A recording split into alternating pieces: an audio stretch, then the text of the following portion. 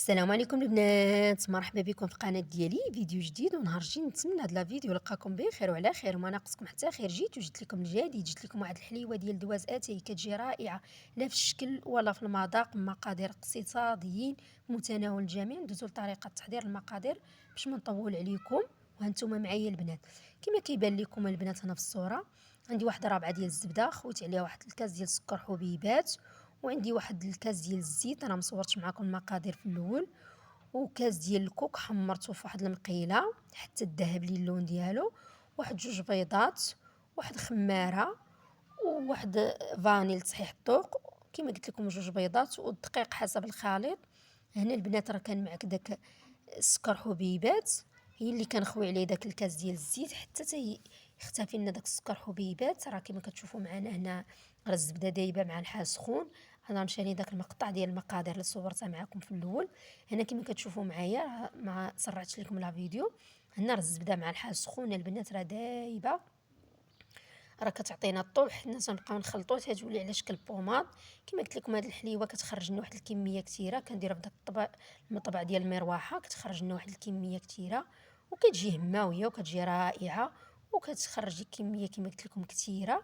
هنا راه ضفت بيضه الاولى، والبيضه الثانيه كنخلي البيض ديالها وكنخوي غير الصفر البنات، راه ما صورتوش معاكم باش مني غنبدا نكور فيها كنديرها في داك بيض البيض باش نبغي نزينها. وكندير واحد الكاس ديال السكر حبيبات والبافو وواحد جوج معالق ديال الجنجلان والكوك تا هو البنات باش كنزينوا لها الوجه ديالها. وانا راه هنا كنخلط باش ما نطولش عليكم. هنا البنات راه خويت داك الكاس ديال الكوك اللي حمرته في ديك المقيلات يولي اللون ديالو مذهب. وانا هنا ما مسرعاش لكم لا فيديو، تندير معكم شويه البنات. وانا ديك الفاني اللي تبقات ليا عاد خويتها حيت راه ما صورتش لكم المقادير في الاول. حتى ندير هاد الكميه اللي عندي وتنضيف واحد جوج معالق البنات لهاد الحليوه السر ديالها. داك البيرميسيل كندير واحد جوج معالق تيعطينا واحد النكهه رائعه ولا تيجي لا الشكل ولا المذاق، كتجي رائعه البنات.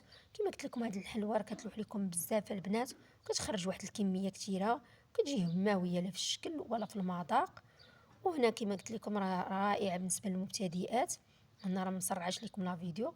راه ديك البرميسيل البنات راه كان عندي انا في الفريكو، علاش ما صورتوش معاكم خليته في الفريكو حتى بديت تنخلط وجبدته البنات باش مني ديرو تيبقى شاد الشكل ديالو، ماشي مني نديروها البنات الزبده دايبه وهو يذوب. كما كتشوفوا معايا درت حساب واحد جوج معالق. راه مصور سرعت لكم لا فيديو هنا باش ما يجيكمش طويل. وجمعت داك الدقيق اللي عندي، راه هزت لي كيلو شويه البنات كما قلت لكم. هنا تندير الكره على قد المشماشه. هنا راه عندي في ديك الطبيسي اللي عندي البافو، وعندي نص كاس ديال السكر حبيبات، وعندي واحد جوج معالق ديال الكوك كبار، وجوج معالق ديال الجنجلان الابيض اللي كان عندكم الكحل تيجي رائع البنات. وهنا تنديرو في بيض البيض، راه ما صورتش معاكم ما بانش الصوره، كنصحاب راسي كنصور. كنديرهم في بيض البيض، انا غنبين لكم. ديروا في بيض البيض وتنمرمد لي من الوجه ديال داك البافو وداك الكوك والزنجلانه البنات. تيبقى اختياري، زين باللي بغيتي. انا عندي دوك المكونات راه زينت بهم. هنا كما كتشوفوا معايا راه داك الزنجلان ما كيبانش معاكم، هنا دايره داك الجنجلان الابيض اللي عندكم جنجلان الكحل كيعطي المنظر غزال. هنا كما كتشوفوا معايا جبت داك المطبع اللي كيكون في ديال الشهده وكيكون من اللور مروحه البنات، هو باش كنطبع هاد الحليوه كتجي هماويه. وهنا تندير واحد الثقب بالصبع ديالي باش نزينها بالشوكولا. وفاش تكون طيب تنعاود نديرها كنقيسها بواحد ديك القطاعه ديال الشباكيه البنات، تتبقى ليا واحد الحفيره ما كطيب. وهنا راه ما مسرعاش لكم، راه درت اللاطه الاولى كطيب، هنا درت معكم اللاطه الثانيه البنات الصغيره. كنطبع هنايا بداك المروحه. راه كنخشي في داك البافو البنات، راه ما كتلصقش ليا كما كتشوفوا معايا. كنخشي مع الوجه ديالها كيكون مغبر بداك البافو سكر حبيبات والكوك. راه ما عطاش التصوير الحق ديالها البنات. صورتها في العشيه كان الحال مشى والاضاءه شويه ناقصه علاش ما بانت ليكمش. راه جا الشكل ديالها رائع كما يبان لكم في الاخير. وهنا راه غندخلها للفران البنات طيب ونعاودو نتلاقى. هي البنات ملي طابت في الفران تحمرات الشكل ديالها تيجي على هذا الشكل هذا. وندوزو لطريقه التزيين باش ما نطولش عليكم. هنا البنات عندي واحد 8 قطع ديال الشوكولا ذوبتهم في حمام مريم.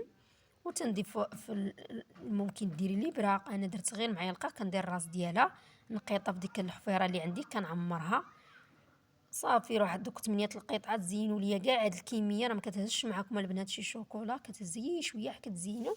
هي درتها في هاد الصحن التقديم، شوف الشكل ديالها درتها في هاد البلاطو، راه جات هماويه البنات، جا لا الشكل ولا المذاق. شاكره راسها الراسه وسهله واقتصاديه وكتخرج لنا واحد الكميه كثيره. انا البنات خرجت لي هاد البلاطو وهاد البلاطو اللي عندي، انا درت داك البلاطو اللي زينت معاكم اللي درتو للتصوير، وهذاك الكميه اللي تبقات لي. شوف الشكل ديالها البنات كتجي رائعه، لا الشكل ولا المذاق. الى نتمنى هذا الفيديو ينال الاعجاب ديالكم، تنشكركم على التعاليق ديالكم الزوينين والدعم ديالكم ليا. لا عجبكم هذا الفيديو ما تنساونيش بواحد التعليق وبواحد جيم. تنقول لكم شكرا على المتابعه وتبارك الله عليكم، ونتلاقاو في فيديو جديد وحليوه جديده، وشكرا على المتابعه مره اخرى، وباي باي عليكم البنات.